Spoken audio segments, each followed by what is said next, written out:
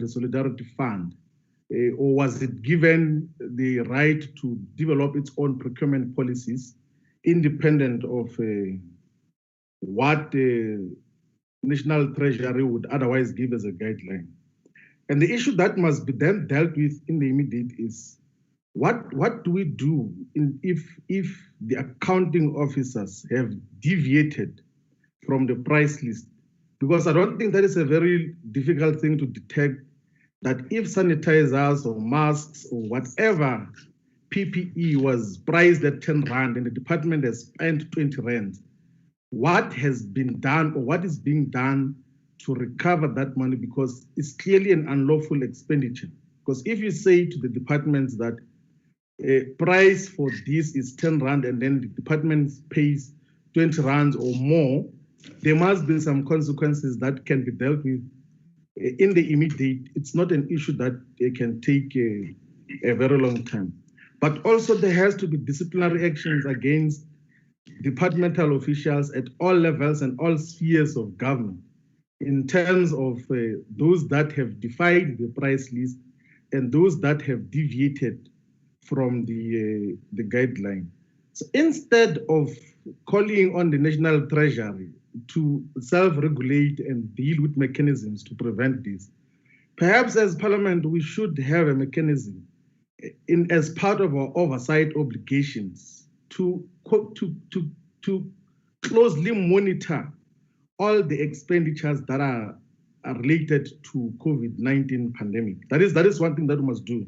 So the critique of Parliament with relation to state capture or all the issues that are related to the Guptas was that Parliament reacted very late in terms of what should happen. Perhaps we should convene all these departments to say that here's the price list, how much have you spent, did you comply with the price list, and if there is no consistency in terms of those price lists and regulations, we must then deal with the issue of consequences immediately and recovery of the resources that could have been wasted, instead of just complaining and then reporting all these issues to National Treasury, which has demonstrated thus far that it does not have the capacity. Hence, they all came here, they all come here to say, no, we're still thinking about modernizing our procurement system and all of those issues that they have to be dealt with.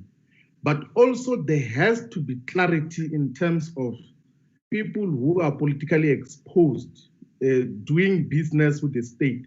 What do we say about that? Because it looks like the National Executive Committee of the ANC says that there is nothing wrong with those who are politically connected, whether it's spouses, husbands, girlfriends, boyfriends of state officials providing services and products to the state.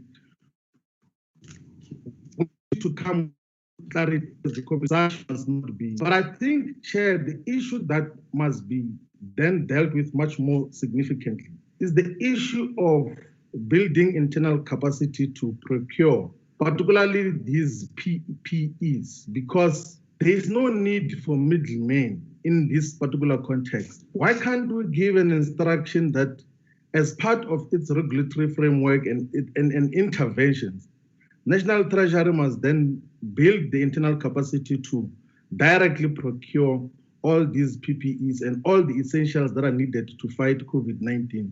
Because the reliance on middlemen and women will lead to the whole issue of overpricing and put markups on products and equipment that are needed to fight COVID-19.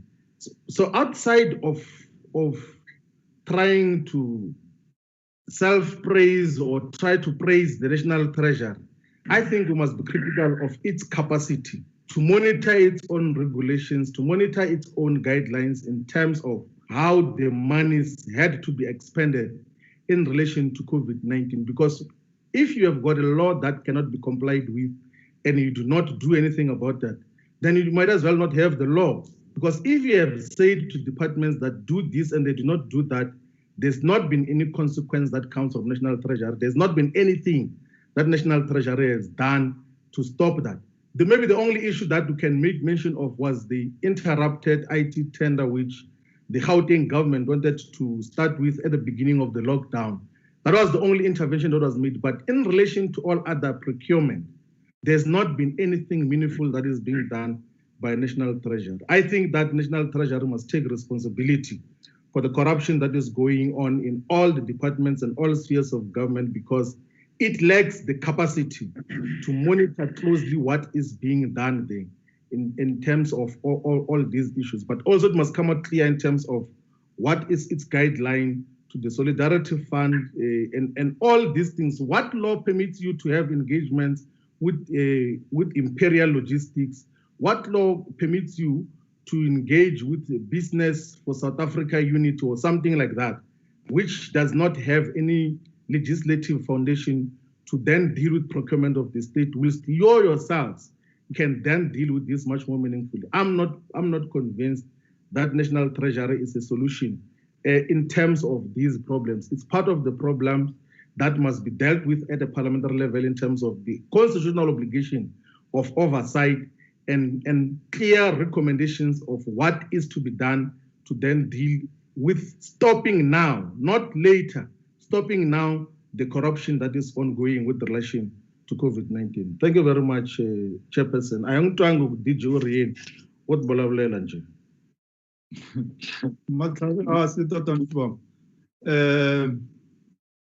Then let me recognize Honorable Abraham Noxie. Thanks, Chair. Thank you so much, Jabulela. Chair, I think on this item of the interaction by the committee, it's only fair, Chair, that Treasury comes back on the debate and just respond to some of the issues. Because sometimes it becomes frustrating that as members of the various parties, we raise issues, but it is after the cause.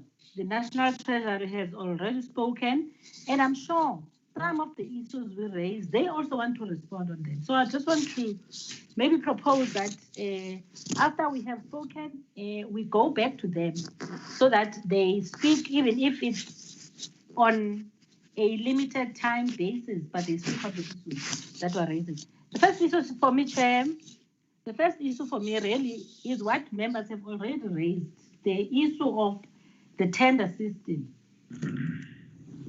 and whether it can be made open and transparent, because that's how the current government is different from past governments on the area of openness and transparencies. We are not going to say that there is no corruption taking place, and the National Executive of the African National Congress has made a bold statement to state their embarrassment. So I think everybody by now knows and sees that a lot is happening. But the thing is, what is it that we are doing? I want to agree with the member that said we want to see consequences. What is it that we are doing about that? Now, the deeply entrenched corruption networks within the supply chain sections of our departments. You know, I had interactions with some small business companies where they would complain about how even if they get a 30,000 tender, they have to give to the officials of the department some 15 or 20,000 of that a total amount. I want to say, Chair, it is still within Treasury to strengthen internal audits, to strengthen internal risks, to mitigate risks within the various departments, whether you speak national, whether you speak province, whether you speak local municipalities. And just lastly for me, Chair, you know, it is with the contradictions of a broad-based Black economic empowerment the concept remains relevant. However, in the midst of evidence widening inequality, particularly amongst Black South Africans, now we need to ask ourselves a question. Is this system still working, or do we need to come with another system, which in principle will do the same thing, but we close the gap? Thank you, Chair. Thanks, Honorable Abraham. Agbare Voterbusters. Thank you, Chairperson. Chairperson, I firstly want to echo what Jordan also said, is that it was and is entirely predictable what is currently happening with corruption involving COVID-19 funding and especially the procurement of PPEs. And the reason why I also say that is that in the normal tender process and the normal procurement process, there has always been price inflation. There has always been fronting where certain service providers are procured from, which does not do that service. We all know that. We know what happens when a company is procured to, for instance, paint a government office they've never painted in their life, or they are supplying stationery, but they've never sold stationery. That has always happened, and it has now just become much worse in this crisis. And why I also say that, Chairperson, is that Corruption Watch already wrote to National Treasury in April, alerting them to the fact that there is a big possibility of corruption occurring within these emergency procurement regulations. And the question is then, as a lot of other members have raised, is why was it not taken seriously? A lot of us saw already in May, even in April, we saw invoices circulated on social media, invoices circulated in mainstream media showing inflated prices of PPE. But all of a sudden, a lot of members and a lot of government officials, and even with respect to the president, is shocked at the corruption. And all of a sudden, there's now this panic with regards to corruption, but we all saw it. There's already been organizations, political parties, alerting government to this, but it was not taken seriously. And that must be answered to. Chairperson, what also worries me is the fact that I think, in my opinion, it's much broader than only PPE, and it's also much broader than COVID-19 related procurement. We've been alerted to contracts that in this time have been awarded via the emergency procurement, whilst it has nothing to do with COVID-19. The SAP system at the Department of Labor is one example, where all of a sudden the red tape is cut and the contract is awarded to a service provider that has never provided the service before, and so forth. And that must also be investigated. We must not only look at COVID-19 related procurement.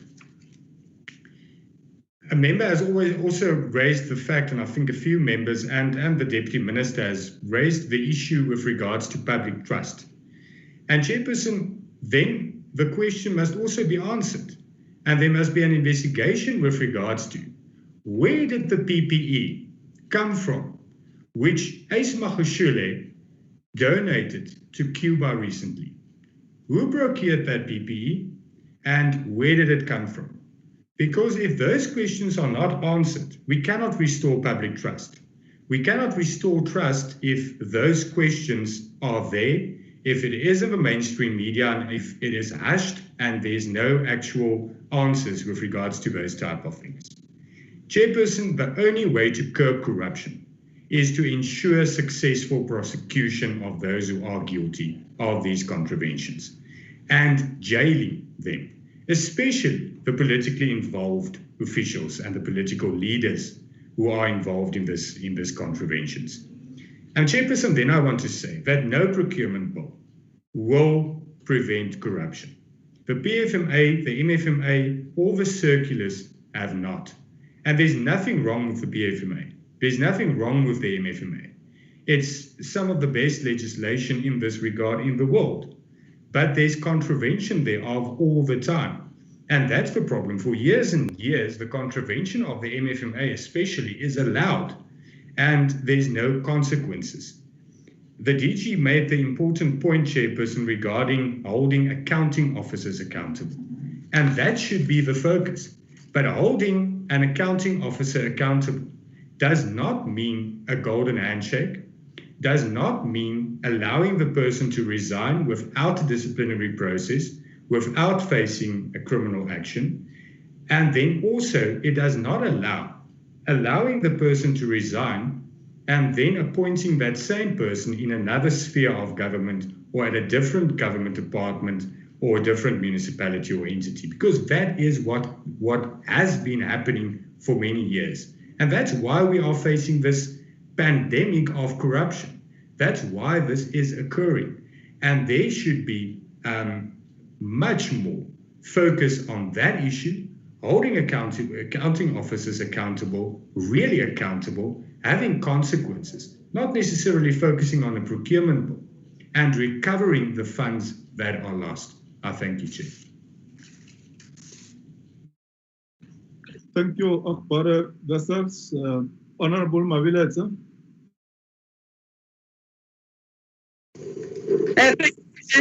Thank you, Chair.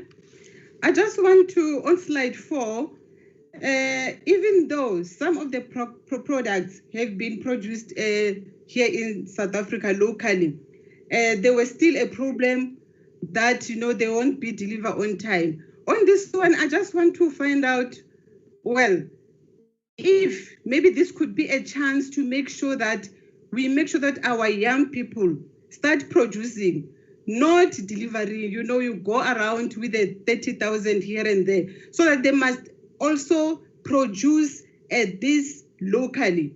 And also on the other slide, I heard your concern when we were talking about, we were saying that the instructions note that need to be followed are out there and they are not followed. And you are coming up with new measures. One of the new measures that you are talking about is to centralizing a procurement.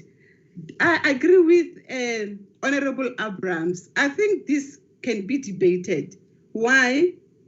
Because we should know that centralizing procurement will not necessarily be a solution. That is my point of view. Because decentralized system is meant to ensure spread economic development across the country. Decentralized system is also important to facilitate localization.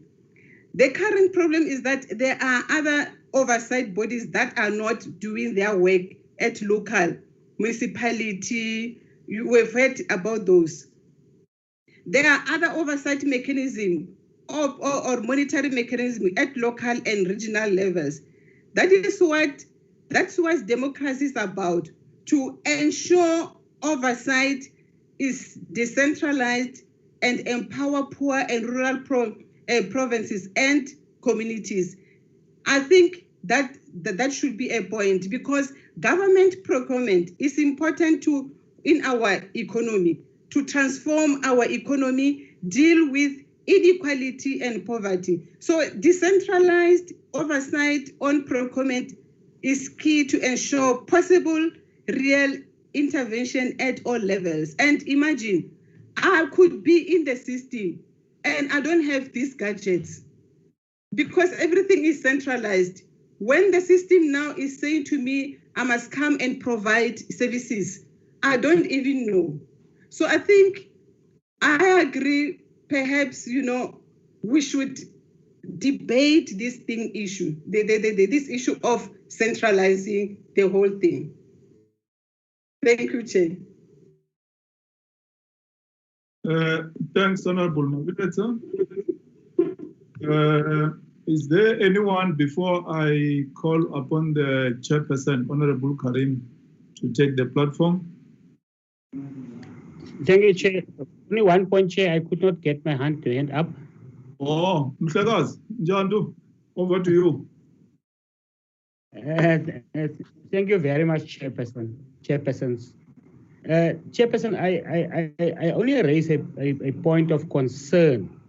Yeah, listening to the National Treasury presentation, it gives me that the presentation is giving emphasis around procedures and guidelines.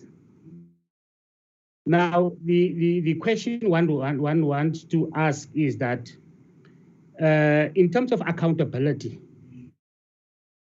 we have the PFMA, we have the MMFMA, which is a legislating or an act that is guiding in terms of government funding spendings.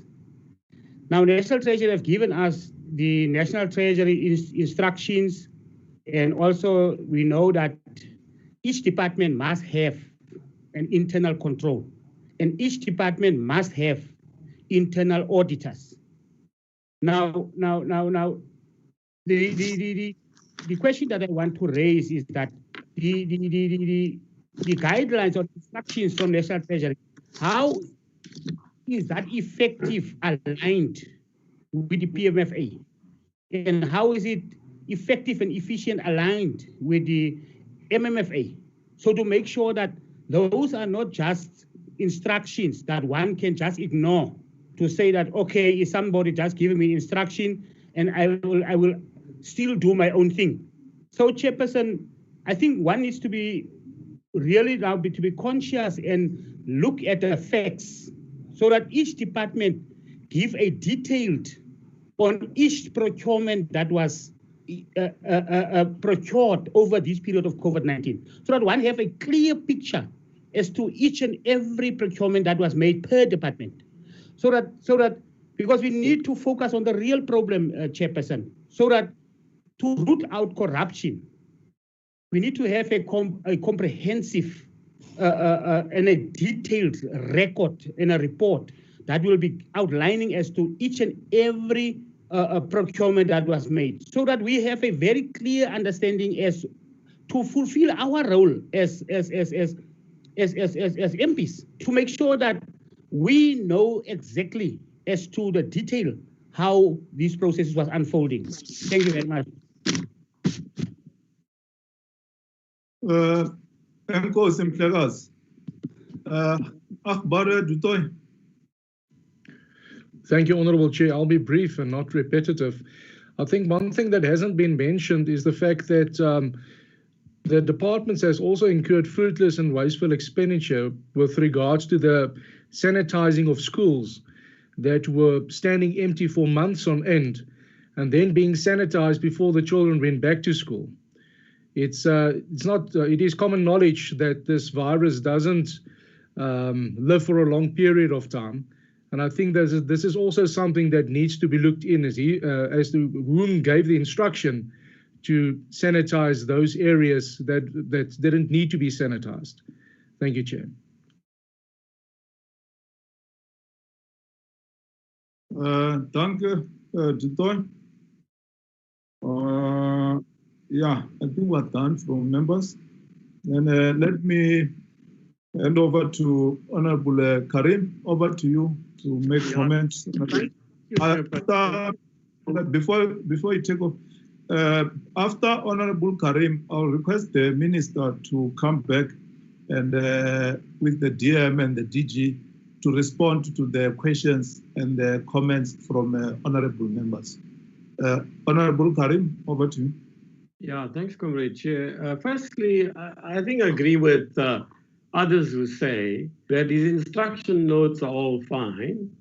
I mean, I think from what I can tell at least, that National Treasury did what was required to do in terms of instruction notes, but it's not having an effect. And Comrade Chair, I don't know how much National Treasury alone can be held responsible as against government as a whole and the criminal justice system structures to deal with that. But clearly, DG, Minister, I think we all want more action from National Treasury. So perhaps, DG, you can come back with in the report. Is there any action that has already been effected to use the PFMA and MFMA to take a single accounting officer through the processes of consequences? Is there a single one? There's nothing we've read about in the media or heard about, but are there actions? We're not asking for names. Are there actions already underway to use the PFMA and MFMA? Secondly, Comrade Chair, it was your suggestion which I wholly agreed with, and the committee collectively, both committees agreed with, because COSATU was here then when the issue popped up, and they gave us a set of documents, not just their own submission, but in it, like everywhere else that we've come across this, there's reference to shoddy PPE equipment having been given. Nihao has been making lots of noise about this because the consequences are very severe. So again, is action being contemplated, and if so, what? Where a PPE provider has delivered PPE not of the minimum or required standard, and there have been consequences of the sort that Nihao claims, of people getting sick and maybe some even dying in the health sector. What is being done about that? Surely there are in the instruction notes some provision of minimum standards, and if people haven't met them, is somebody in National Treasury or government is all monitoring that and referring that to the criminal justice structures?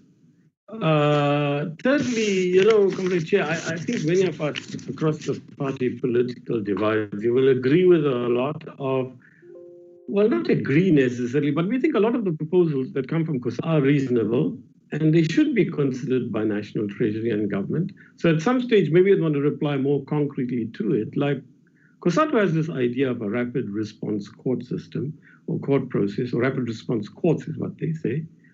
I think it's something that needs to be thought about. Obviously, it's the Department and Ministry of Justice that needs to look at it. They referred to the 2010 courts we had, which processed issues rapidly. Fortunately, then there weren't many issues to process, but why don't we do that? Then the issue is, DG, does National Treasury have the capacity to do this? Do you have the capacity to actually implement it? Then I don't want to get involved about how the NCOP debate panned out yesterday. But it's related to a point I tried to make earlier in a very brief way, and I would like to come back to that. There's a view here from Mr. Ryder that the ANC was tone deaf.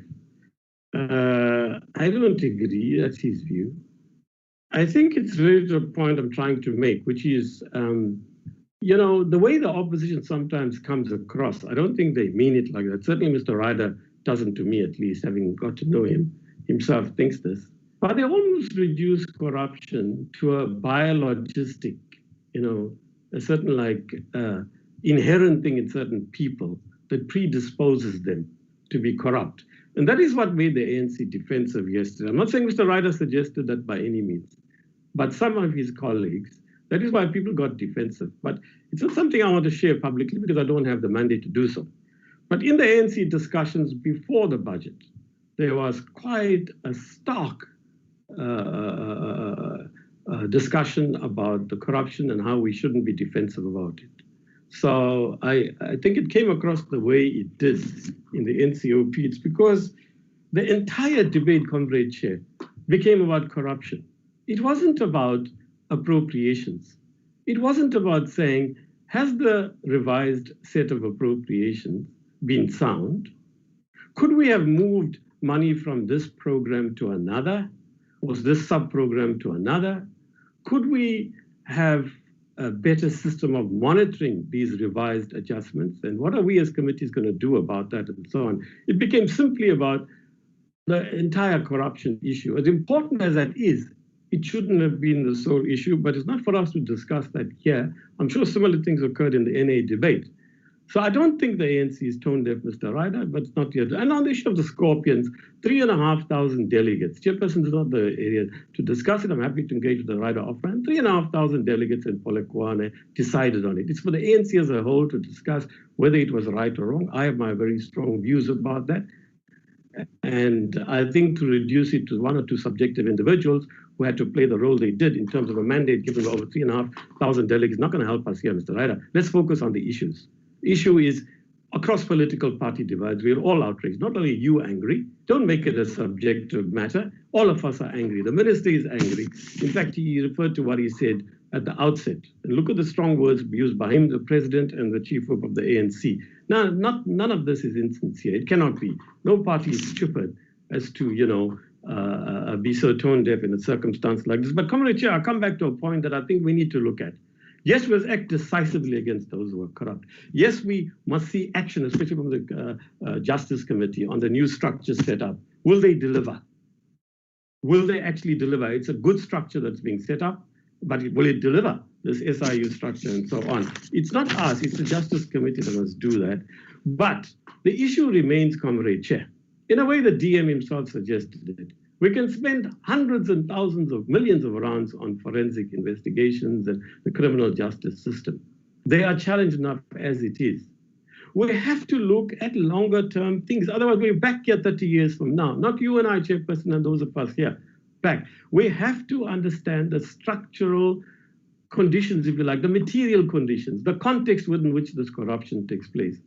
Otherwise, we reduce, look, nobody, Comrade Chair, nobody is born to be corrupt.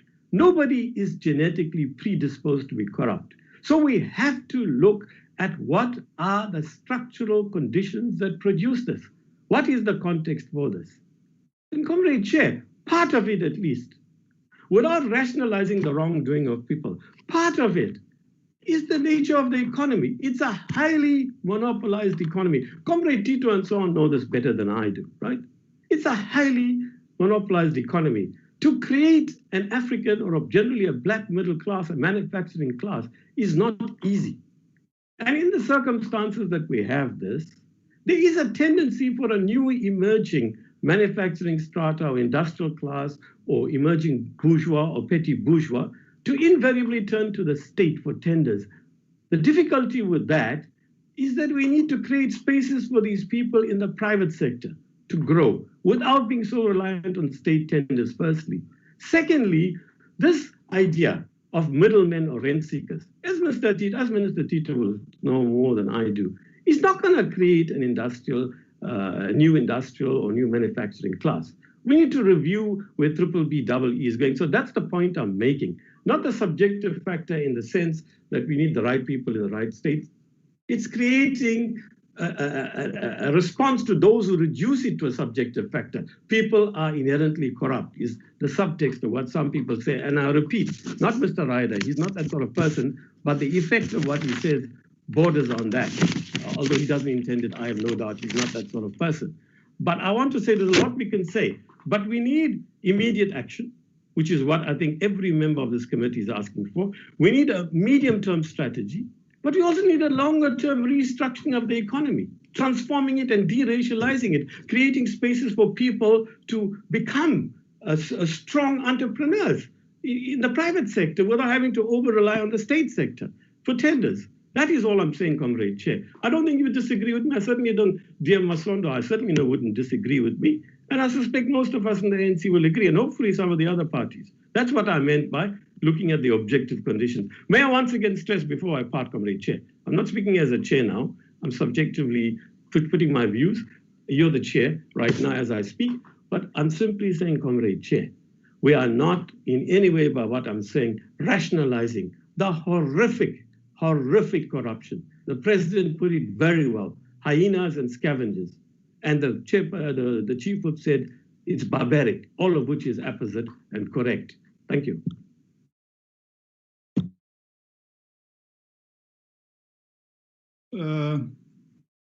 Thanks, Chairperson Karim.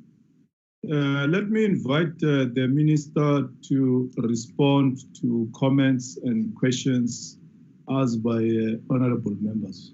Over to you, Minister.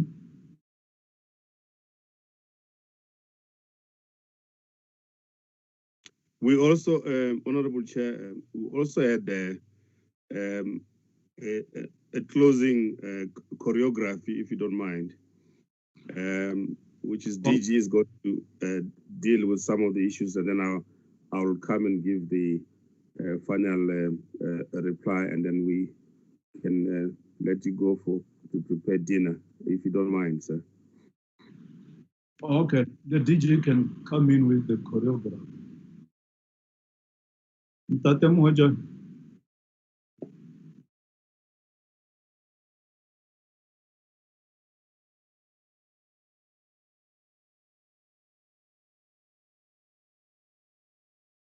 Ramo Ajani Lukokai. Oh, I'm sorry, Chair. I was muted. I'm very sorry. I was simply saying, Chair, thank you very much, and thanks, honourable members, for the questions and comments. They will certainly help us to make sure that we actually modify and plan accordingly, and then come up with a product that will be actually a better product than the one we are working on now, in ensuring that this procurement regime is actually changed to a point where it's satisfactory, or it avoids all the loopholes that are currently there. Just maybe directly responding to some of the questions that honourable members have asked. In terms of slide number 13, there was a question around, will we be able to publish contracts and tenders? And I think in the spirit of transparency, Chair, we should. We have to look at some of the, even when we engaged with the IMF in the letter of intent that the Minister of Finance wrote, we did indicate there, because that was a concern as to whether we are not going to be in charge and control. We will certainly publish, and I think in the spirit of transparency we should do that, because there's nothing to hide. This is all public procurement, and it's all in the public domain. And in terms of when we will issue this, we will have to finalize, Honorable Hill Lewis, in terms of how we do that and when we do that. But the principle is something that we don't have an issue with, and I think the Minister of Finance did indicate that before. Secondly, I think the question on COSATU, we met COSATU, we met COSATU. I personally sat in that meeting, online meeting. There were letters of exchanges. And that's why I said, Matthew Parks is on the call. He will confirm that we met, we exchanged phone calls, we exchanged letters. And that's why instruction note number 5 was written the way it was written. That was born out of a consultation and discussion engagement, close engagement with COSATU, because we also received their letter on May 21st to 28th, somewhere there. We responded in June. We had a meeting around 8th or so of May, and apart from the other calls between the Secretary General of COSATU and also the Deputy Minister Masondo. So there has been engagement. So Honorable Louis, I don't know, you may just maybe, try and get the facts there to just make sure, but Honorable Parks, Mr. Matthew Parks can confirm this. Now, in terms of why did we allow provincial departments to procure? Honourable members, our system is not designed as such in the way that we control or procure everything. Procurement happens on a daily basis in South Africa. Of the 1.4 trillion that we vote in, the bulk of that money is through procurement every day, whether it's pencils, whether it's stationery, petrol for military, all of those things we procure on a daily basis. And provinces also procure. Remember, provincial governments on their own have their own processes. There are provincial treasuries, provincial accountants general, provincial CFO forums, internal audits in departments, external audits in all of these. So we expect that the system is in place to actually ensure that departments procure. And this, by the way, also is applicable to the procurement of medicines and protective equipment, or PPEs, as it is by different departments of health in non-provincial departments. So that's standard. Now, what we are saying now, it's clear that for specific PPEs and the submission that we are making, and what I hear some of you honorable members saying is that for some PPEs, we must centrally procure. There are pros and cons, as some members, I think Honorable Mabilet and Honorable Abraham were very clear that there could be challenges if we procure centrally. But we have demonstrated that in some instances where there are transversal contracts, some of them work whereby prices are then set at national level, and then in that way we are able to control. But we are saying we are busy finalizing how this is going to work in a way that we are suggesting, and so we may not have direct answers now. Now, let me just address the question of capacity of the National Treasury. A few members did raise this. We may argue that we may not have the optimum capacity that we would want in terms of skills base, in terms of numbers of people, in terms of areas to touch, because clearly here you're dealing with the whole of the state, both in state-owned companies, one, state public entities, two, and all national departments that we have to deal with, including provincial departments. So the capacity will never ever be enough to actually touch all corners. The system and the PFMA and MMFA are designed such that accountability also is delegated in some areas through provincial treasuries in terms of the role that dictated to in the law by the PFMA to what provincial treasuries and provincial treasuries should be performing in terms of their roles and responsibilities. And also the system is designed such that you have the same committee from an oversight point of view in terms of legislatures and their role and what role they should be playing and what they should be held accountable, different heads of departments in provinces, including, by the way, in municipalities. So the design of the state is such that our role is then limited in the way that we can engage, but nothing stops us because the Constitution is very clear in terms of the role that the Constitution gives the National Treasury in terms of our role insofar as procurement is concerned. And so in exercising that, we may find that we do that in a way that we've always been doing. But that doesn't stop us that if there's an issue that we pick up at a municipality or province that we cannot intervene. We have intervened when matters were brought to our attention, and we are intervening as and when it is required. In terms of the budgets allocated to the departments, COVID-related budgets, we have attempted to list the amounts that have been set aside. But again, as I say, before COVID or in an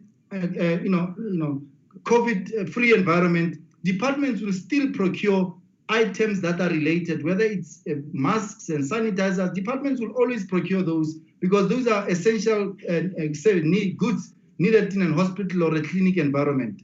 But in this case, the quantum of which became an issue and the amounts that we had to deal with, including the specific allocations that went. And by the way, the amounts that were allocated, these were over and above the amounts that provinces themselves have set aside for increasing departments and budgets of departments of health, budgets of the other departments in provinces. So we can, Honorable Shivambu, make sure that you have the numbers, but what we have in terms from a spending side, as I said, the classification of which in some cases is not 100%, and my presentation says that in a way that has been classified to, so it will mean some general entries that must be passed so that appropriate and excellent spending should be part of the guidelines that we've issued.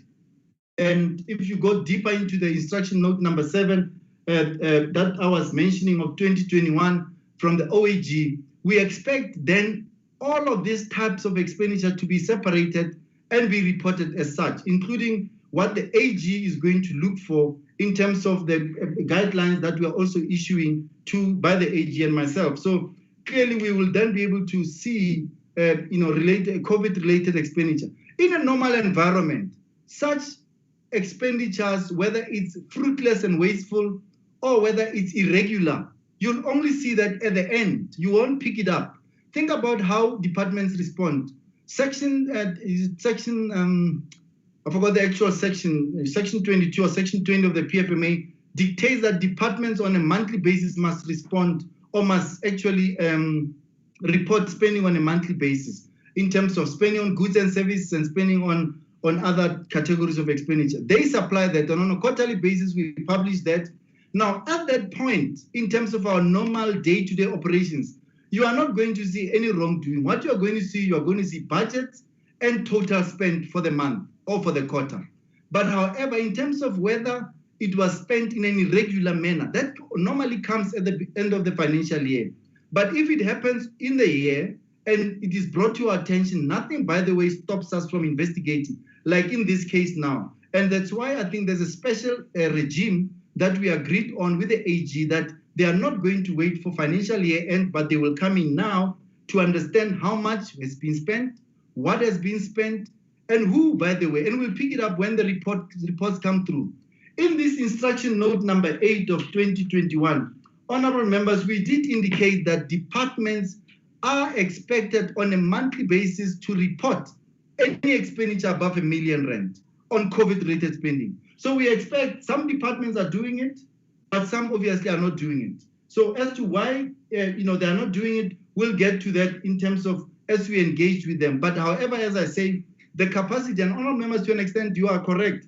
The capacity to monitor every little expenditure item on COVID is not possible. It's not humanly possible, because you have all of these departments, including public entities, that we have to look after. It is expected, and that's why we place the responsibility on the accounting officer. If I have to be asked now today as National Treasury, all I know is that I bought 5,000 masks for National Treasury, cloth masks. I instructed the corporate DDG, corporate services, to buy. And now I expect, and if I find out that the DDG, Mr. Stadim Gomezulu, did not pay 20 rand or maximum 25 rand for a cloth mask, he must tell me, together with the CFO and the head of supply chain. And if need be, I must take appropriate action. If I willingly knew as accounting officer that I'm spending more than 25 rands on a cloth masks, then the Minister of Finance and the allowable process must take into place. And if I don't act, then Minister must act on me, because I would have failed to act on on someone who did not comply with the law and with the regulations. So the accounting officers remain accountable, and they remain at the center of what we should be. We're relying on them to actually be our eyes and ears on the ground, including, by the way, let's not leave the provincial treasuries, because the same role they have. If you look at, for instance, and I'm taking Gauteng as an example because it was in the newspapers, the provincial treasury head of Gauteng must be accountable and be held. We will ask questions. She must answer. If need be, if there's any form of disciplinary action that must be taken, the province must institute. The accounting authorities or executive authorities has certain responsibilities in terms of acting against accounting officers where they could not act. And I think that must happen.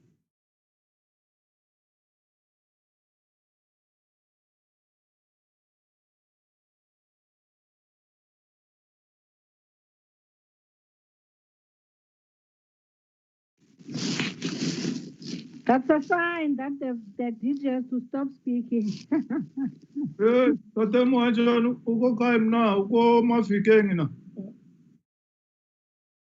Even Morolong today was accessible from Swaziland. Oh, I lost it. I'm back. I'm sorry, honorable members. I don't know what's happening. Go to village in Japan, Northwest. No, I'm not in Northwest. I'm in Gauteng. Okay. But I'm originally from Brits. What do we do if accounting officers deviated from the price list? As I say, if I deviated, action must be taken against me. If I deviated from the list, then disciplinary action must be taken against me. That is in place, and I think authorities given in law must kick in when clearly we have not acted appropriately. Now, we did not, and Minister of Finance can come in here in terms of, he's a board member of the Solidarity Fund in terms of the processes. But in our case, in my case, I did not issue any guideline, Honorable Shivambo, to the Solidarity Fund in terms of what they should be doing in terms of procurement. But we have had discussions, myself and the chair of the board and the CEO. I personally had a meeting with them around making sure that the processes are in line with the prescripts expected of them in terms of ensuring that there's maximum value, because government is putting money in there. And myself as an individual South African, I'm also contributing, by the way, 30,000 rand to the Solidarity Fund. So I expect them that value for money process must also kick in place. But as I say, the minister can come in there in terms of that kind of role.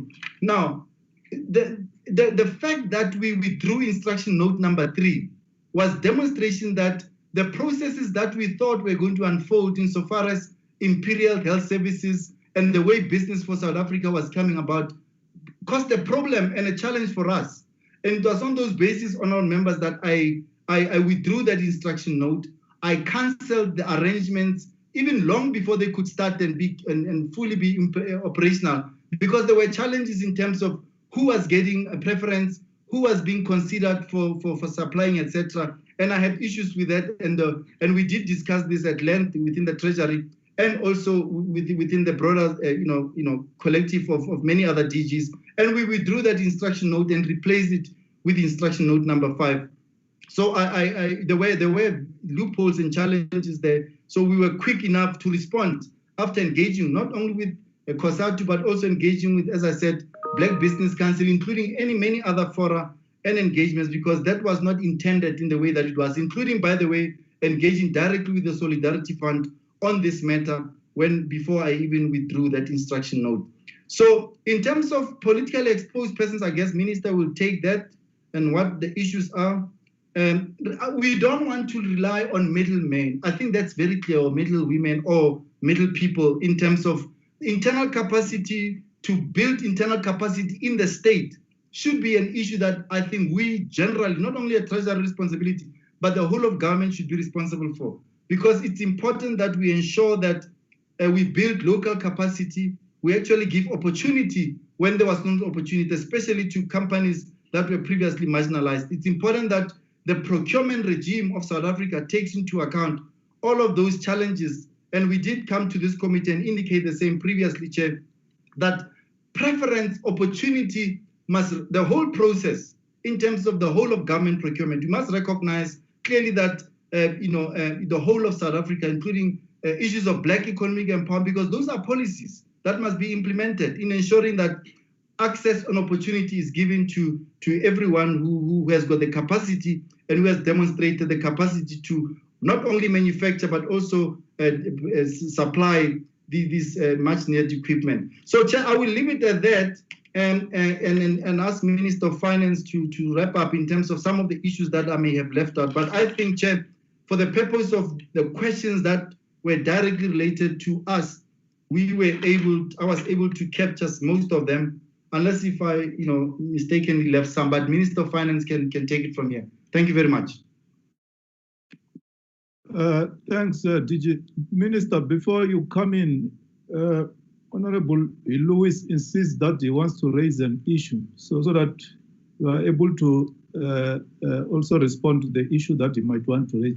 Honorable Lewis, quickly, because we are running out of time. Remember, we've got more than almost 8 or so sets of minutes to attend to. Yeah, thanks, Chair. I just wanted to reply to the Director General to say that, I was quoting directly from Mr. Parks's presentation to the committee. The DG suggested that I must just get the facts there, but I'm literally quoting from his presentation to our committee that said they had received no reply and were concerned by the fact that they had received no reply. So, perhaps it's the DG that must just get the story straight on that. And then I would really like to press the DG and the Minister on a time frame. It's all well and good to say we agree in principle. Everyone on this meeting agrees in principle that these matters must be published transparently and publicly. And indeed, one provincial government has already done that in the Western Cape. The point is when it's going to be done nationally. That's all we want to know. It's not good enough to come and say, well, this is our idea. When we all agree on that idea, let's get it done. So Chair, I'd really like to propose that the Treasury reports back to us in a day or two, maybe 3 days at the most, as to when they are going to require all government entities to supply them with these details for public publishing on their website. Thank you. Chairperson, can I just come in, please? Okay, Honorable Karim. I don't know that, DG, I don't know that you responded to the question. Do you know of any action in process against any accounting officer in any sphere of government about PPE abuses and corruption? Are they being held to account? We don't need to know, I don't know whether it's appropriate to ask you who and in what sphere, but how many do you know of anyway? Okay. No, I at this point in time, there's no, I've never gotten any report that suggests that there are any accounting officers or individuals who have been accountable. I mean, who have been taken to task or any consequence management. Nothing so far. But I guess all of that will come through as the AG and I are getting engaged with these departments, and we are unpacking some of the anomalies, and we bring them to the attention of some of the heads of department. This definitely will come. So I think because now it's an issue and we are expecting reports to come through, and if there are any deviations in terms of, as an example, if it's price list deviations, we expect accounting officers to take responsibility and take to task in some cases. All we hear now is anecdotes and here and there where some officials have been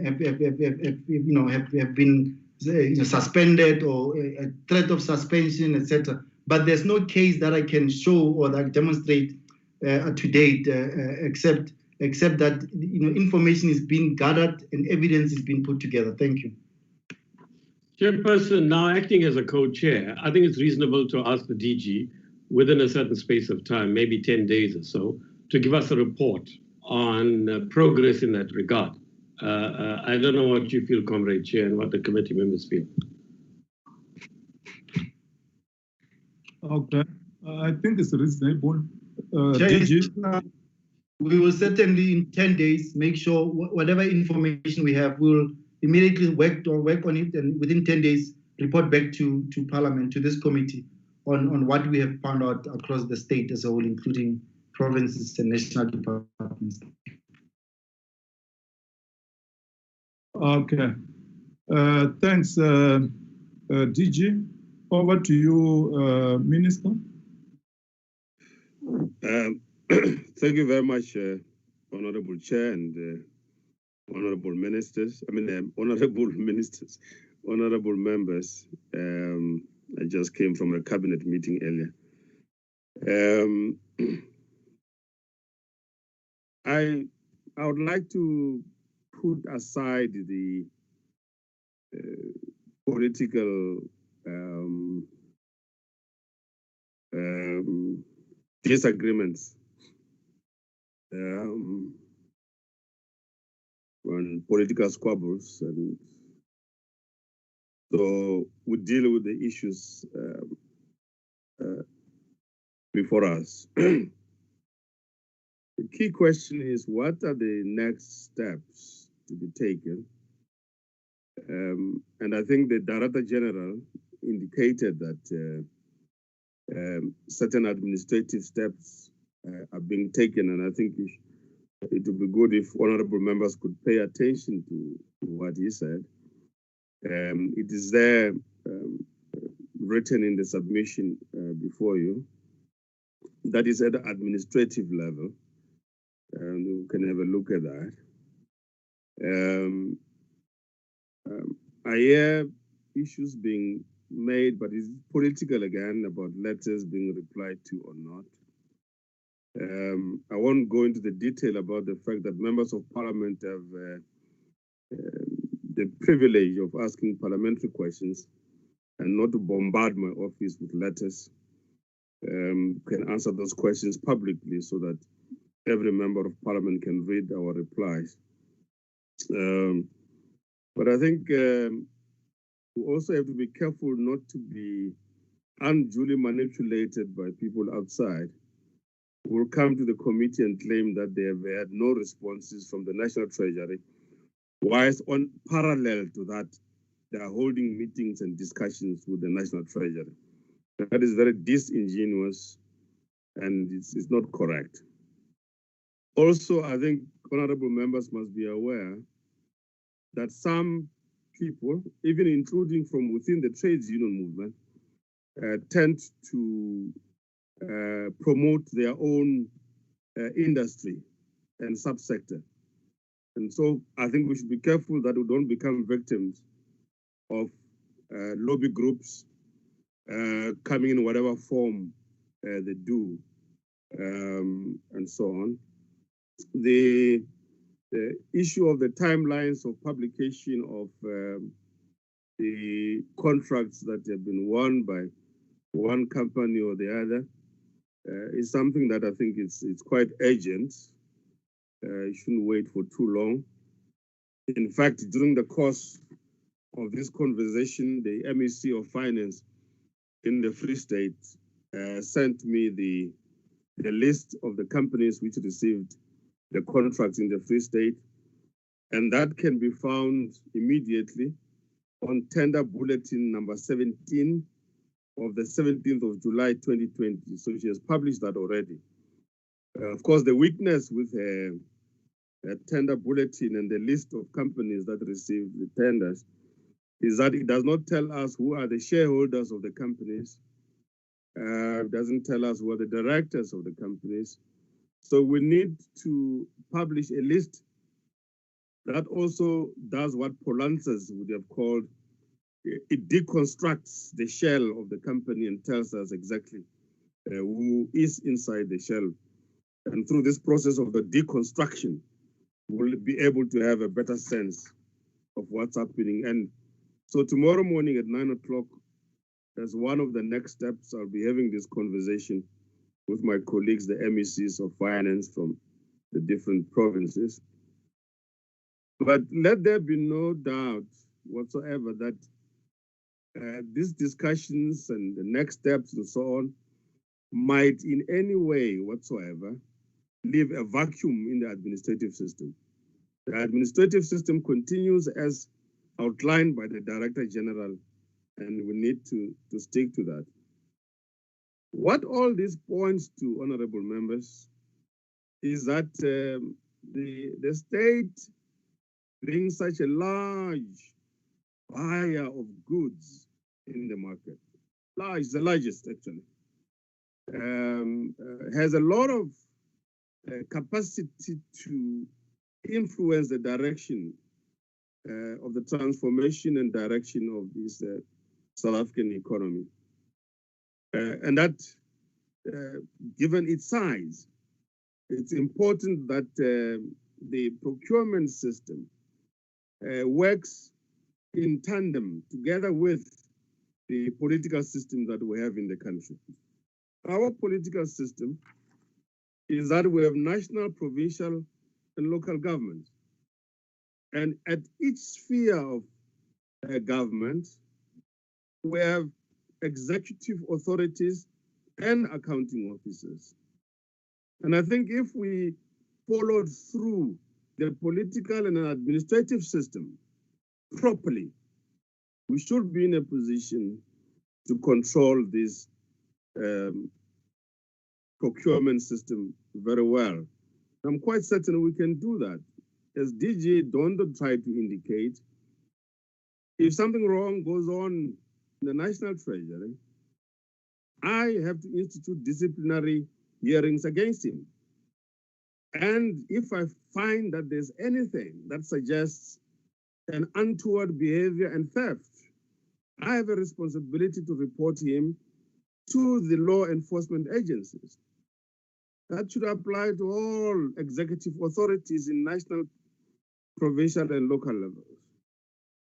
But our political system, as we all know, also makes provision for oversight by elected representatives at local, provincial, and national level, and the various responsibilities which they have. And indeed, when we come across issues on which we feel that no action is taken, nothing stops any member of parliament, of the provincial legislature or local government from instituting criminal cases against people whom they think and have information that they've done something untoward and corrupt in the process.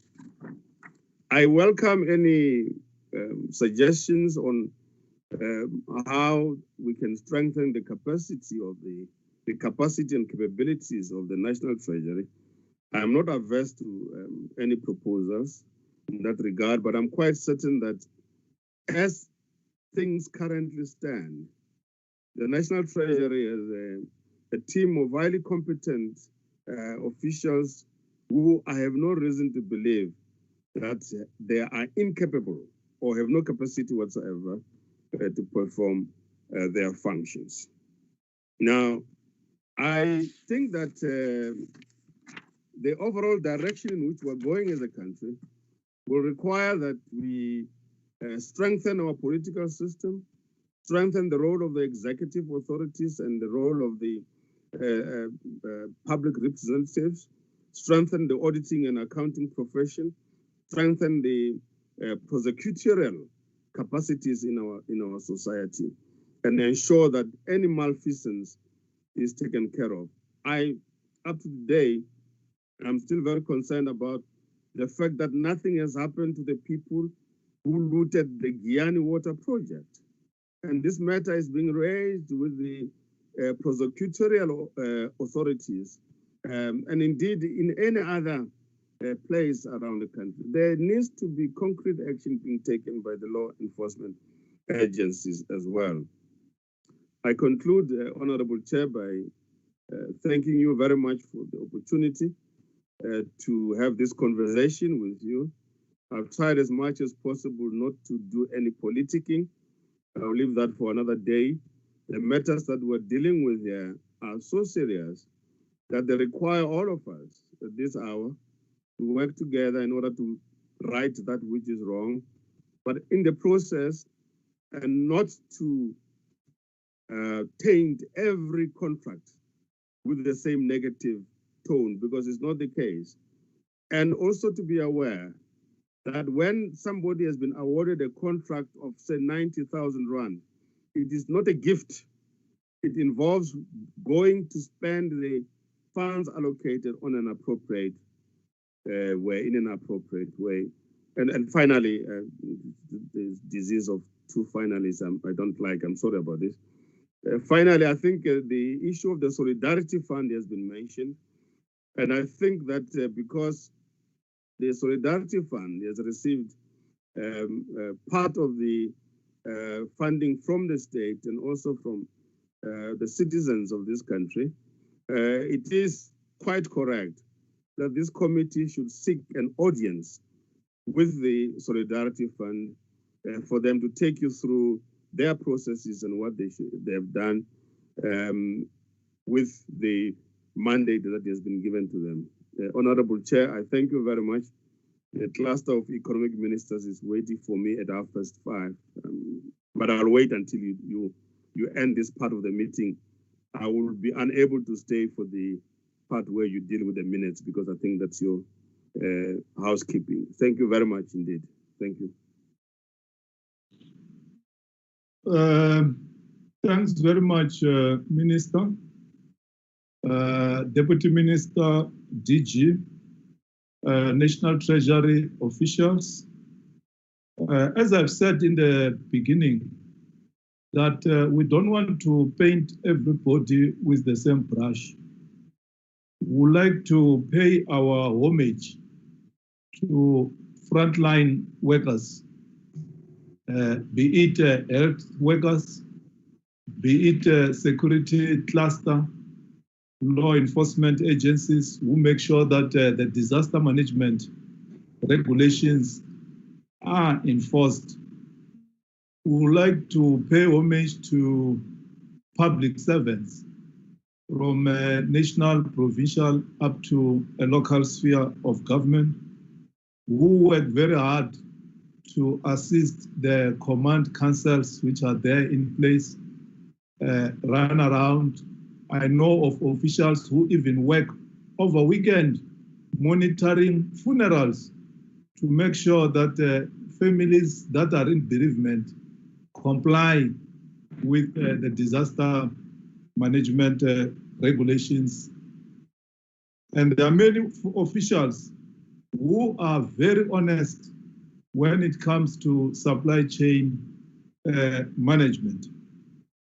Also, we want to make sure that we pay homage to service providers who are honest in providing services to the state, and with particular reference to COVID-19 services. Because we mustn't leave this meeting with an impression that every supplier who is involved with the COVID-19 procurement is corrupt. That statement will not be associated with this committee. We must isolate officials in supply chain management who are within the network of corrupt service providers. And something must be done to crack that network of corrupt officials and corrupt service providers. But credit should be given to those officials and service providers who are doing their work honestly so. As much as we want the Auditor General to be in full swing, but we also have internal audit committees which are supposed to do their work, because the Auditor General is not that much staffed that he can be doing everything at the same time and also be dealing with audit outcomes at the end of the year. Let's activate internal audit committees to make sure that they also do their work. All this wrongful conduct should not be used to condemn BBBEE. It will be wrong to say that all what is happening is as a result of a Black economic empowerment. No. The state, as the minister has alluded to, is the biggest buyer, is the biggest employer, and it should be a platform that is used to empower the previously disadvantaged. And within that, the president from time to time talk about the capability of the state, which should be used to empower small enterprises. It's very important that the small enterprises should come on board through many programs of the state. And as this committee, or as these two committees, we frown at a narrow Black economic empowerment, and we want to champion for an inclusive economy. And also the issue of localization, Minister, is very, very important. The rand should circulate in South Africa to create jobs and empower SMEs. The rand should not fly out of South Africa to go and create jobs in other countries. Surely not at this stage.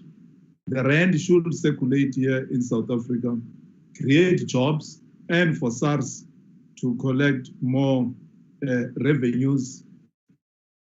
As you have indicated, Honorable Minister, in our calendar, we have an outstanding meeting with the Solidarity Fund. Allen and Kululek, let's create space when we come back from recess that the Solidarity Fund should come here, and Treasury should be part of that meeting. And I think, if possible, Comrade Karim, let's also bring police to this meeting, because Treasury does not arrest people. Like how we are dealing with the issue of Steinhoff and other, the issue of illicit financial flows. Those task teams also have got police in the form of Hawks, SIU, and other agencies. I think the next meeting should be a bit broader. National Treasury, Solidarity Fund, and the police. You will actually indicate as to which section of or division of police should come to this meeting, because people have been raising issues of law enforcement, and that falls within the law enforcement agency.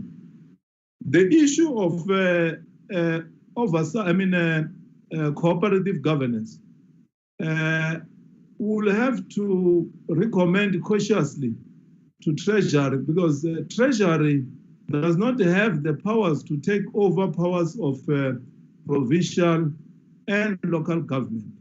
We have got Chapter 3 of the Constitution that must be respected. The Chapter 3 of the Constitution talks about a government, 3 spheres of government, which are distinctive, which are interdependent, and which are interrelated. We no longer have a central government like before 1994. No. And we don't have tiers of government. We have got spheres of government. So there have to be protocols.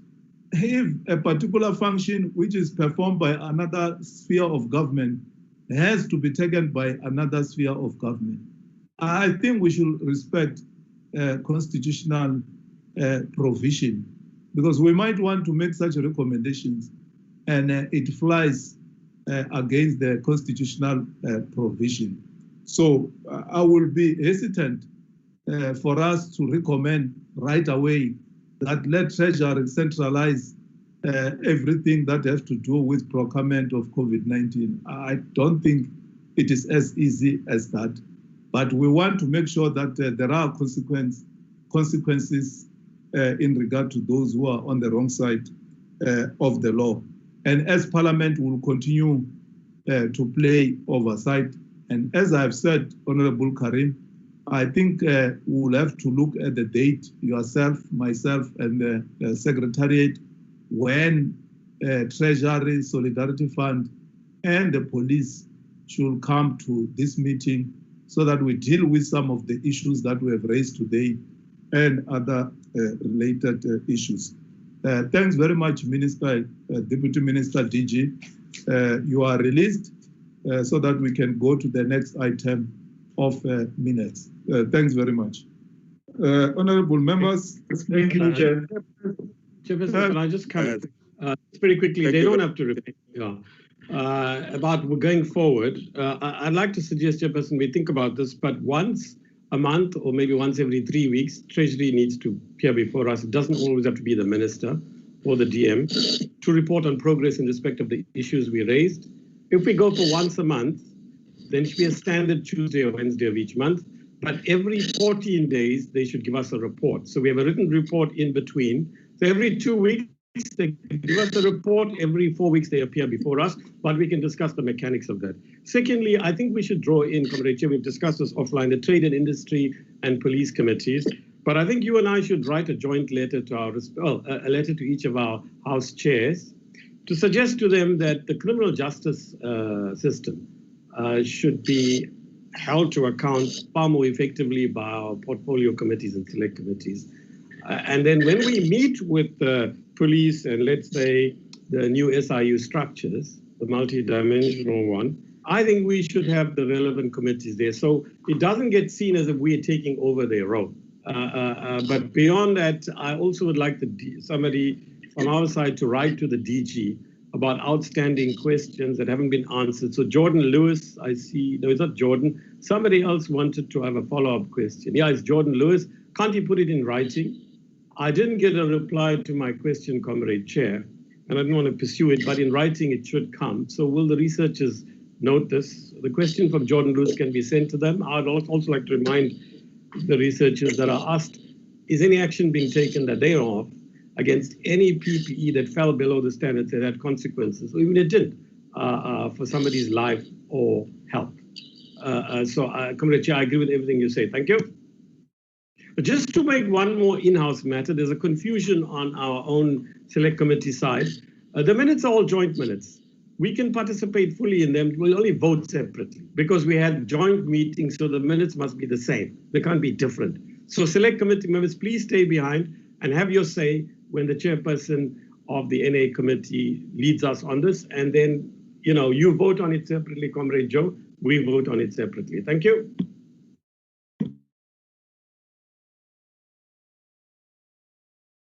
Thanks very much, Comrade Eunice, let's go to minutes.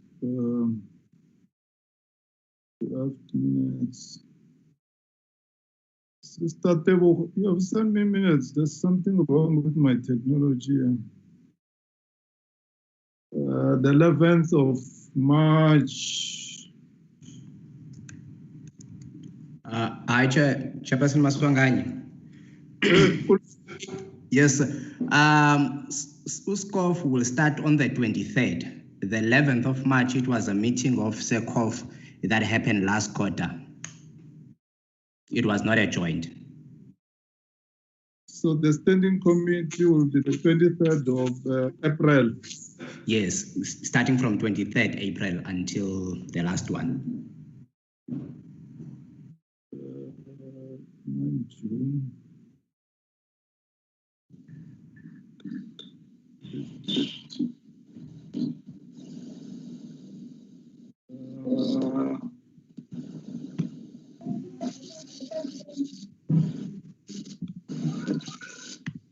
Their problem if the select committee starts with their set of minutes of March.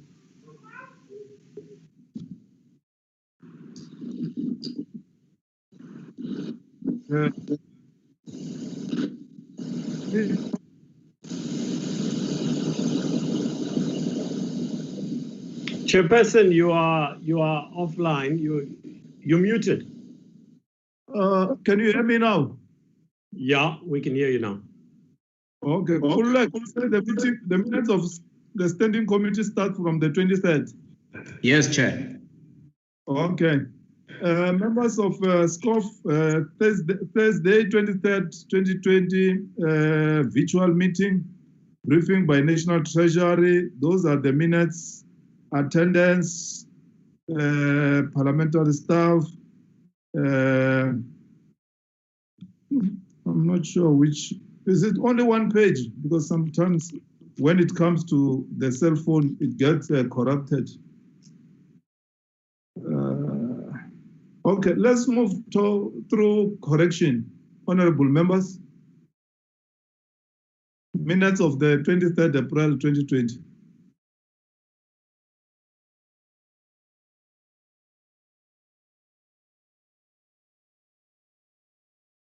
Are there corrections?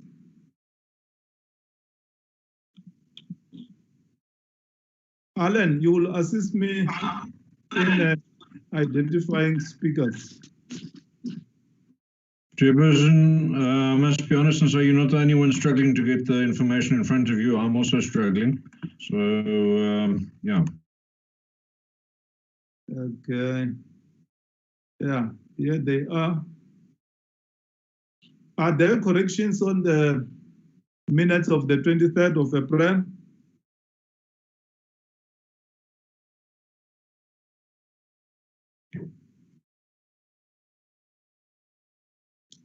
Okay. Can somebody move for the adoption?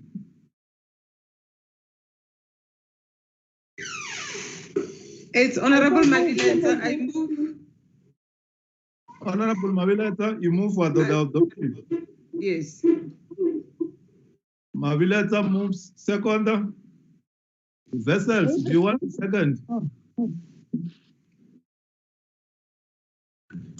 Our second, Chairperson. Honorable Akbar, voter Vessels, the seconded. Okay, agreed. Let's move to the 30th. Just be patient with me. We're getting used to this new system of working electronic, because if we're in Cape Town, we'll have duty, we'll have Alan, Tebuk, and everybody assisting. 30th April. I must first write Tebuk here, then write minutes, then write 30th April.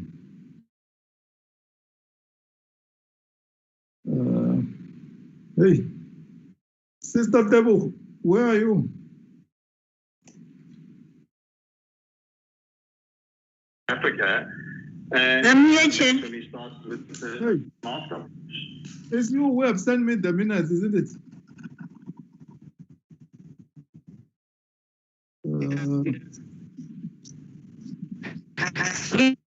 We are dealing with which one? The 30th of April.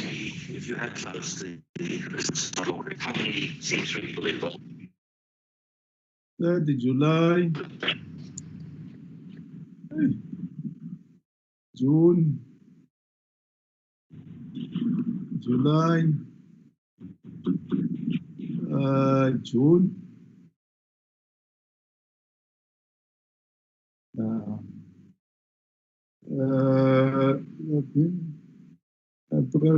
Noxie, are you surviving so that you can share in the meantime? Chair, it's Alan here. Yes, Alan. If I can maybe just say that I sent minutes, including Tebogo's minutes, and I think Tebogo subsequently sent her minutes, but I sent an email yesterday morning at 24 minutes to 9 with all the minutes for adoption. It's just that the iPhone that I'm using, I got the minutes of the 23rd. I'm struggling to get minutes of the 30th of April.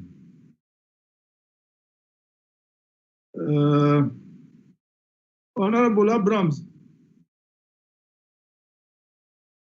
Are you able to get minutes of the 30th so that you can assist in the meantime?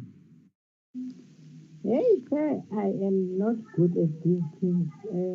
Chairperson, I've got the minutes. I've got the minutes in front of me. Do you want me to? What must I do? Must I share my screen? Yes, please. You can assist in sharing with Alan. Hey, I'm just getting used to this technology. I got the ones for 23rd, but the ones for 30th, I'm struggling. How do you share it on the screen? Can you assist? Yeah, let me see if I'm allowed to. Let me just try here.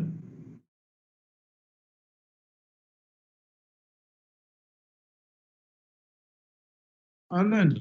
It won't let me share my screen. The Parliament has to allow me to do that. Okay. It's like I got them 30th April, 13 hours.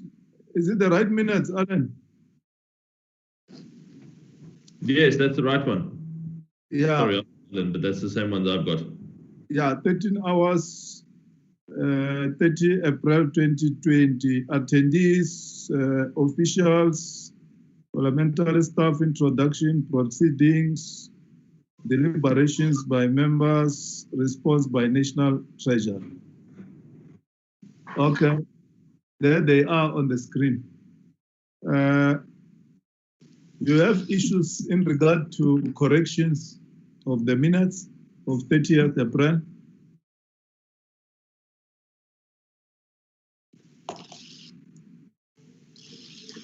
Any correction?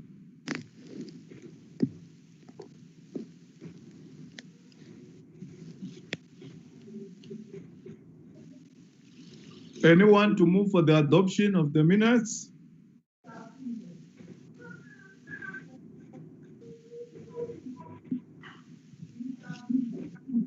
Chair, it's Dorothy again. I move for the adoption. Honorable Mabila moves for the adoption. Second.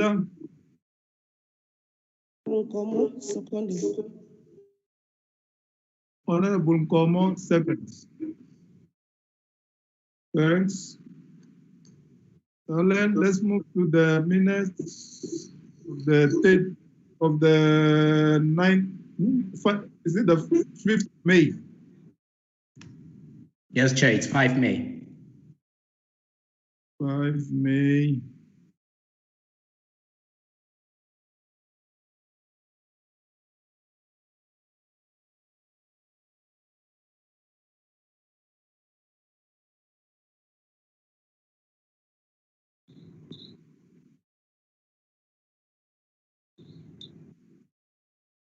Can you put them on the screen?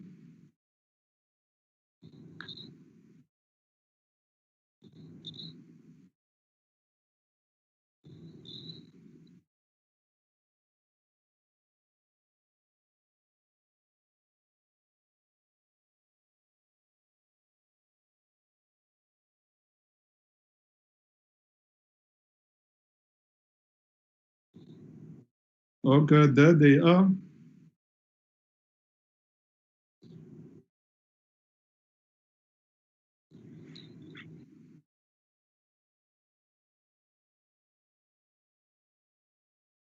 Any correction?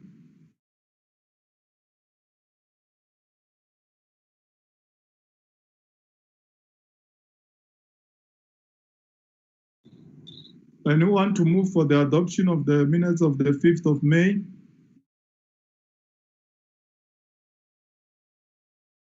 Chair, I move for the adoption of the minutes.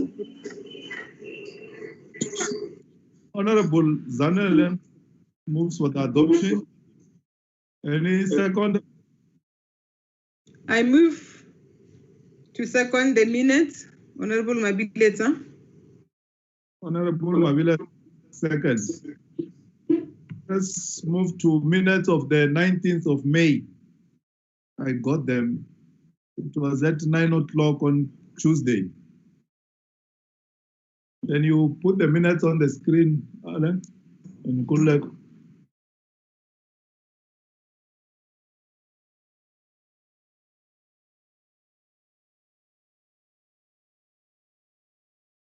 Any correction?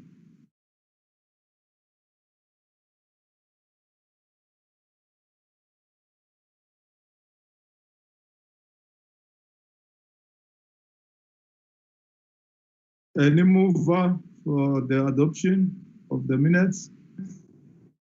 I move for the adoption of the minutes, Chair. Skosana. Skosan. Yes. Gijima. Kijima Mandewe. JJ Skosana moved for the adoption. Seconder. Seconded, Chair. Is it Abraham? That's correct, Chairperson. Okay, because we have to record the mover and the second. Okay, then let's move to the minutes of the. Which one, Alan? We're going to the minutes of which one? The 25th of June. Yeah. Teboho, are you online? Is it June, 9th June? Did you have a meeting on the 9th of June, Alan? Alan and Tebo, can you hear me? Yes, Chair. I'm just checking as. Yes. Yes, Chairperson, there is a record of the meeting of the 9th of June. 9th of June. The Parliamentary Budget Office meeting. Okay.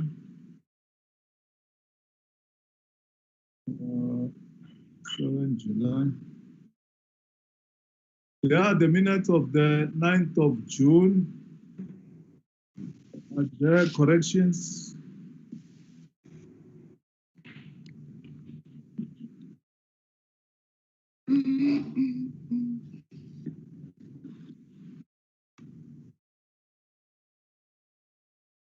Any mover for the adoption of the minutes?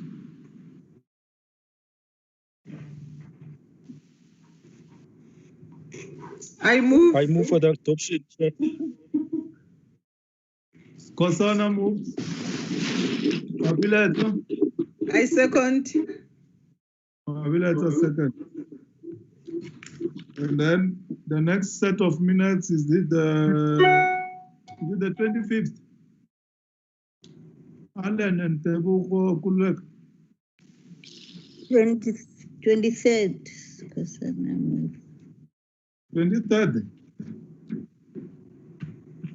30th June. We also had a meeting, seemingly. Didn't we have a meeting on the 25th? No, sir. Yes, Chair, there was a meeting on the 25th June. Yeah. 25th, oh, okay.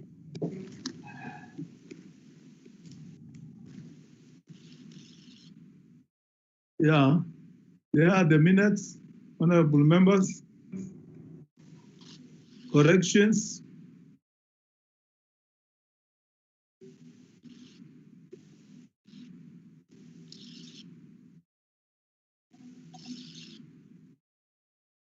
Any mover for the adoption?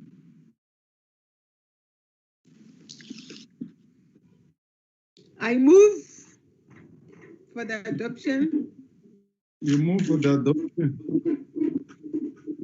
Where is Bushle? Bushle, where are you?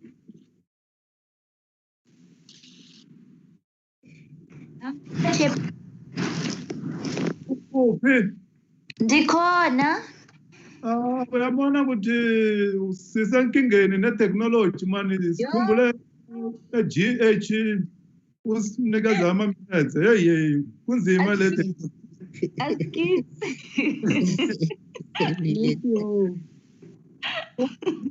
ukuphi udokotela usePietermaritzburg uhlophe? And Mars. No, I'm in Cape Town now, Chair. Cape Town? Yes, I just came back. One. Ungathi uyayifuna Cape Town uzogula lapho. I just came back from KZN, Chair. Okay. Yeah. And it's getting to summer. There is hot, it's still in winter. 30th of June, we have adopted those ones, eh? I said no, on this one. Not yet. Which ones? We're on them, sir. We're on them. We're on the 30th June unit. Okay. Can I have a correction? Yeah. Under the presentation highlighted the following. The first sentence talks about COVID-10 instead of COVID-19. Okay. COVID-19. Then for Chinese office of the World Health Organization, December 2019. Oh. Yes. That's why it's called COVID-19, it's coronavirus. But it was in December 2019 in China. So that's the correction. Can somebody move for the adoption of the 30th minutes? I move for the adoption, Chair. Honorable Nkomo moves for the adoption all the way from Tembisa.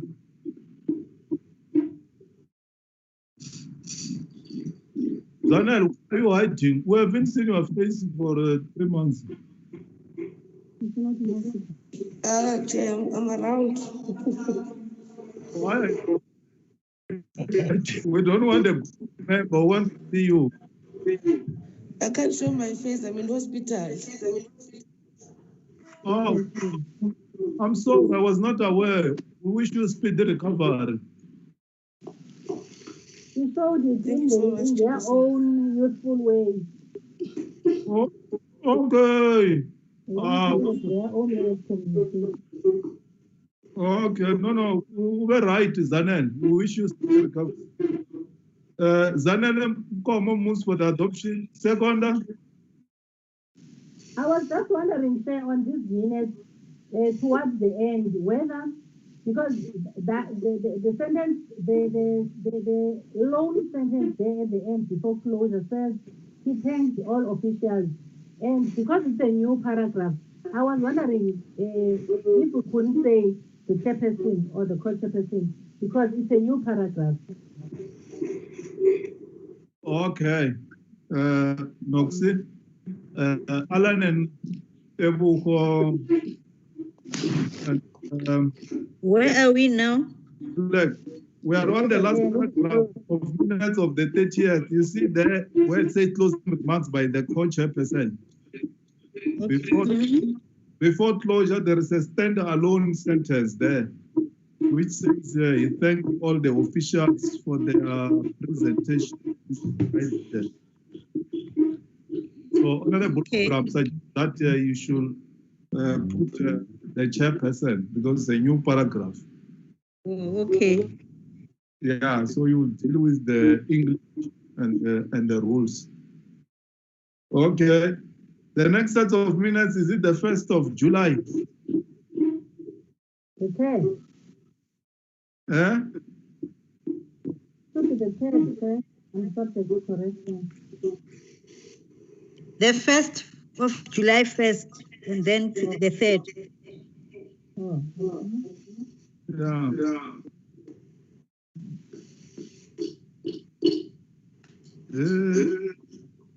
First July.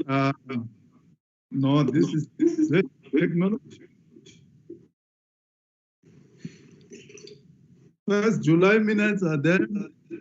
9 o'clock virtual. Any correction of the minutes?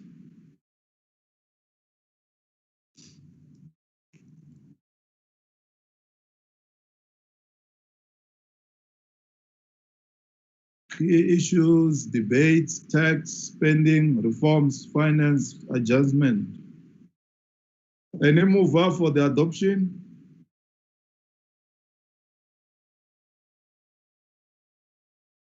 Any I mover move for the adoption, Chair. Abraham. Kosane moves for the adoption. Honorable Abrams, second. Then minutes of the 3rd of July.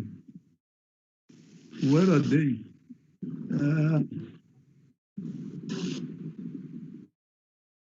Let's see the 7th.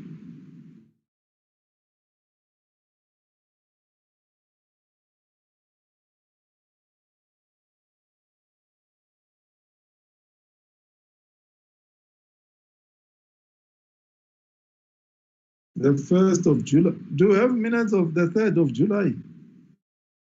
We have them, sir. It's set at 9. The National Treasury responses to public submissions.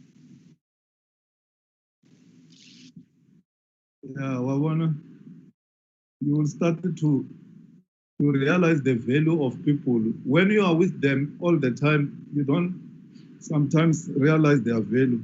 People who print minutes and put them on our tables, you can see play a very important role. Hey, now we are administering everything on our own. Can I put the minutes, sir? Okay, yeah, I got them. The 3rd of July, 9 o'clock. We were dealing with proceedings and all those deliberations by the committee members, response, National Treasury, closing remarks. Okay. Are there corrections?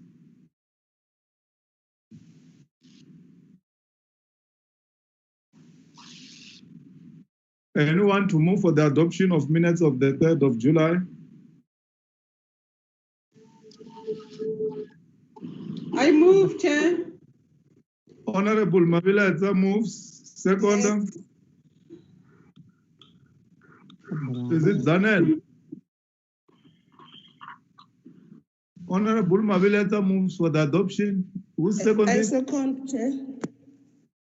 Honorable Comrade Chair, it's Eunice. Can I just come in here very quickly?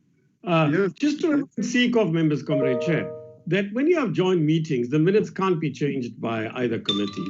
So the discussion is joint, only the voting is separate. Now, if NCOP members have any problems with the minutes, they must intervene now. It's only when you're voting that they can't vote, as long as they're just call out to remind them.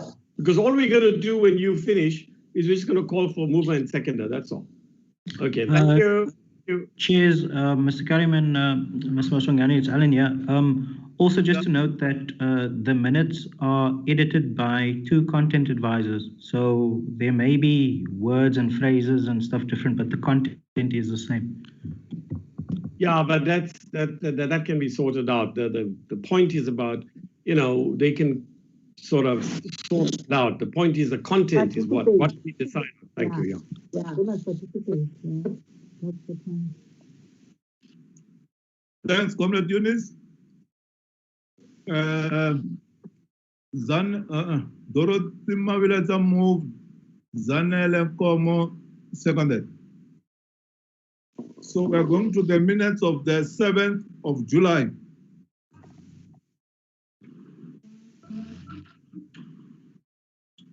Yeah, kunzima le.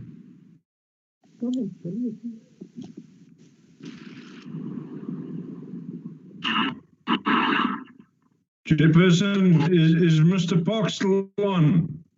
If Mr. Parks is still on, I just want to ask, maybe we can ask for overtime, or Kasatu can assist us with getting some overtime for doing this now. What do you want, Ryder? Now you want to start other battles. What do you want from Parks?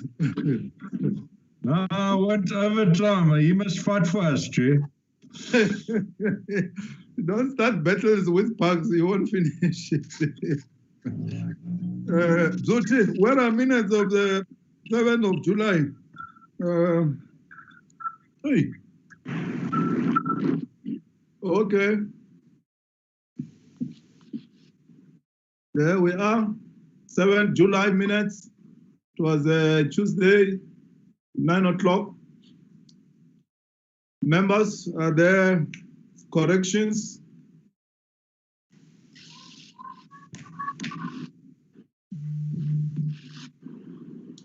Anyone to move for the adoption? Standing committee?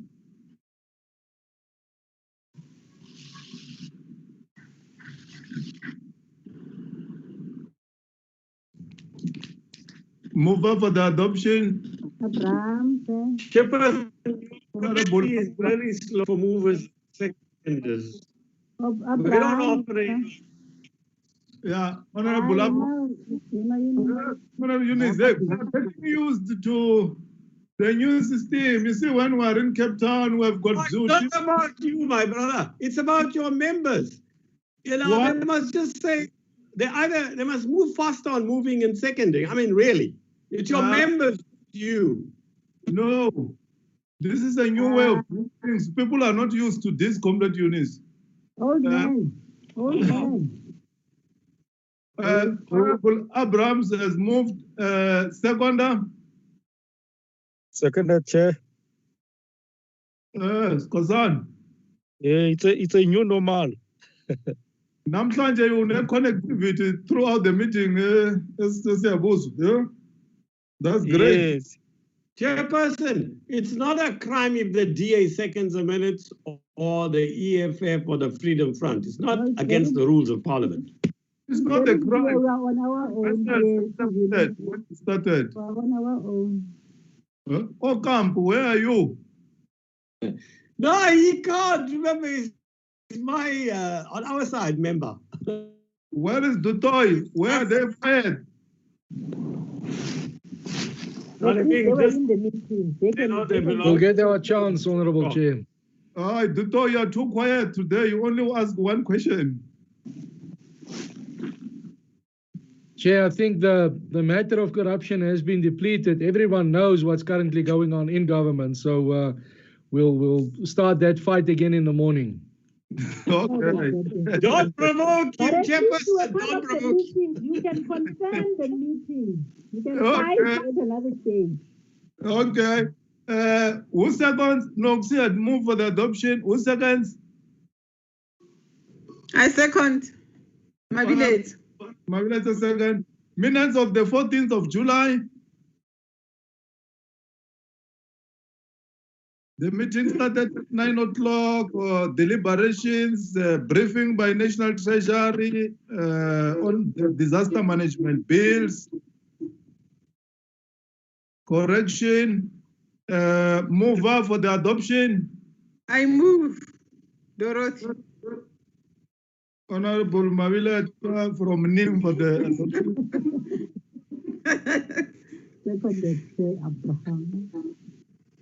Seconded by Noxie. Craddock. Namhlanje kune connectivity. The teach Matthew Goniwe.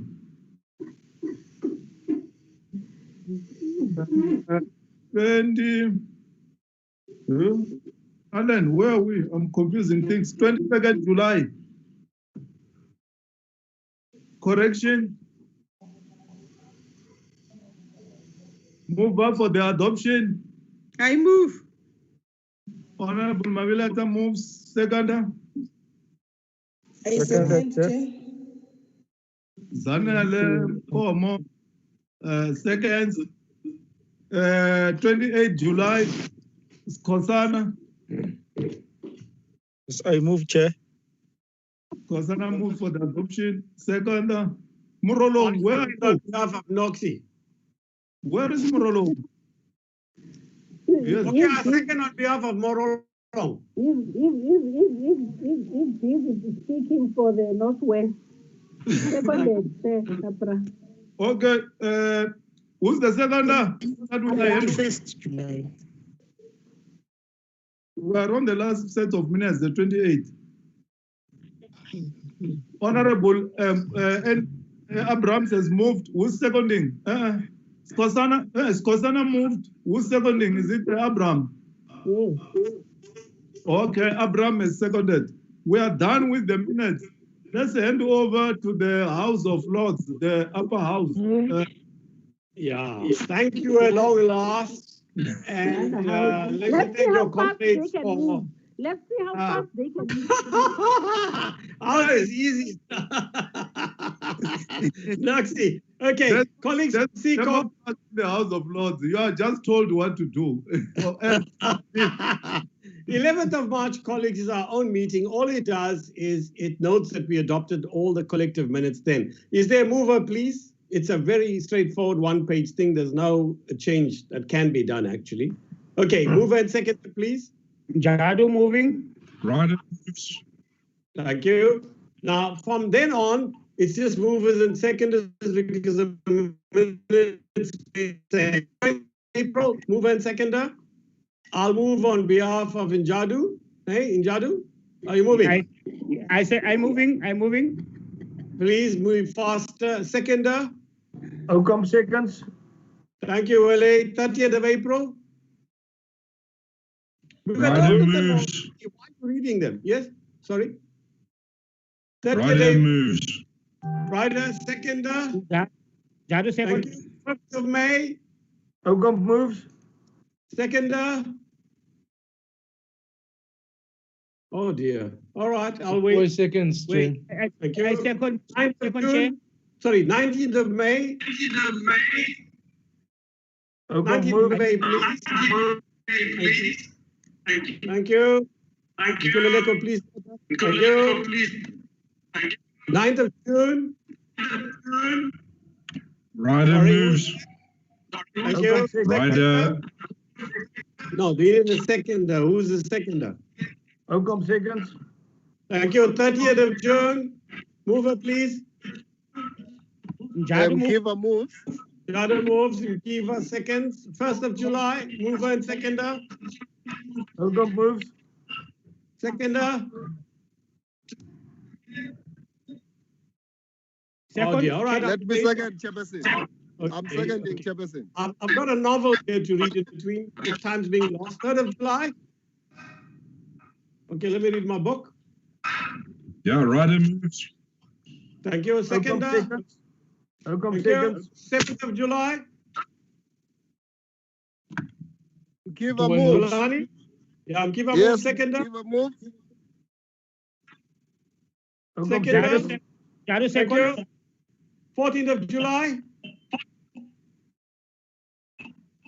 Kiva moves again. Right. And then Willie, I think, seconded. 22nd of July. Jadu move. Thank you. Seconder. Ryder. Thank you. 28th of July. Outcome moves. Seconder. 2 seconds. Thank you. Look, before we part, just a note of thanks to Nkululeko. He delivers the minutes together with his colleague Alan timelessly. But obviously, because they joint minutes, we had to wait for both committees to be able to do so. And obviously, as you know, we have to the same minutes, even though it's separately. But let me take this opportunity of thanking the team and thanking all of you, and hope that you have a good constituency time, whatever that may mean. And we'll see you shortly again. Thank you. The program for next term is with, but most of them again are joint meetings. I hear disruptions. Is anybody raising something, or is it a distortion of some sort that's not relevant to our work? No. Okay, thank you indeed. Bye. Joshua, Eunice, all the best with the research. Oh, you are there. Yes, my brother. Okay, we'll be in touch on okay, thanks so much. Thanks, colleagues. Thanks, Joe. Thanks, everybody. Bye. Bye. Thank you, handsome man of the African Right, I hope Congress. you'll be as fast as us next time, now that you got some experience. No, I get what Joe is saying. They just do as they are told. The traditional leader is on them. No, somebody was upset. Inkosi Karim and Inkosi Given Inkosi Okam. Yes, Lord Karim. Are traditionalizing all this committee of the select committee. Bye, comrades. Hill Good Lewis night. is gone. My friend Hill Lewis. Kiva. Hey, Zolani when. Hey. Hi, Makazwai. How are you? Good and you. Good and you. Zanele. Zani. Zanele. What is she doing in hospital, this kid? Comrade Zanele. We wish you the whip of the women. Recovery. Abe kutengo kendi.